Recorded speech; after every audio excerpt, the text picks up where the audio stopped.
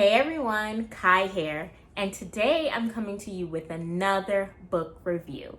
And this time, the book is called Red at the Bone by Jacqueline Woodson. Like, have you ever read a book that literally just took your breath away? This book, this is it for me.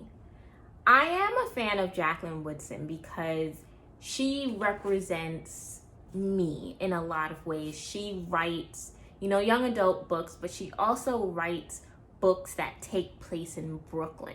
And as someone who was born and raised in Brooklyn, I always feel a sense of pride when reading her work and knowing what she's talking about. There is that idea of representation matters, and this is it for me. Her work always sheds light on Brooklyn, and that's what's so powerful. But this book was so eloquent.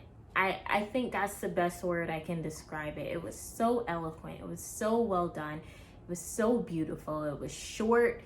It was sweet, but it really left an impression on me. So much so that as soon as I finished it, I started reading it again. And I don't like to really read books more than once. Occasionally, lately I've been doing it, but it has to be a really good book for me to read it, and I immediately went back to the beginning because I wanted more. So let's get into the book. The book follows some very rich, well thought out, well written characters. The premise of the book is a young 16-year-old girl named Melody. She is coming out to the world. So she's having a sweet 16, or kind of like a debutante thing in her grandparents' brownstone in Brooklyn. She's coming out. She's becoming a woman. This is in 2001. And I wondered why, before I picked up and read the book, I was curious as to why this book had to take place in 2001.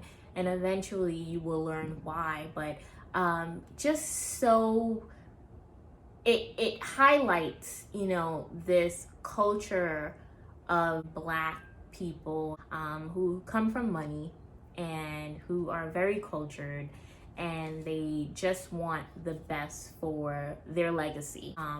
Melody's coming out is supposed to be something that we celebrate, and we are, but the problem is that her mother was not able to have a coming out ceremony, so it kind of skipped a generation because her mother had her at 15, 16 years old as well.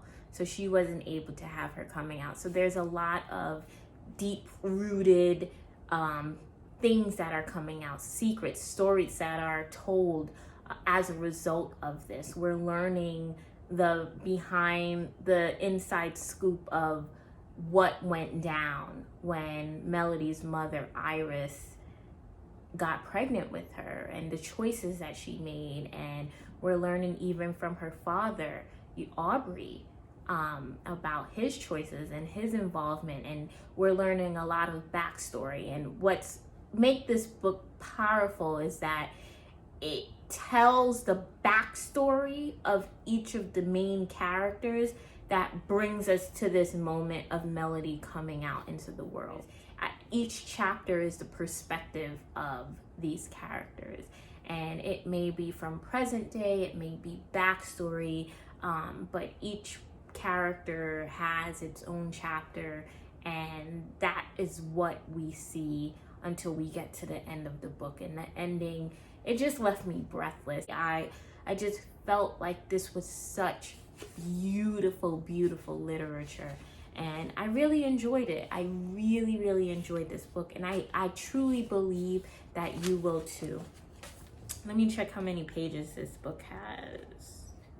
196 pages. Easy read, easy read. Page turner from beginning to end, and you just get sucked into the storytelling. You get sucked into the character development. So that is all. I would highly suggest this. This could be a really good summer read.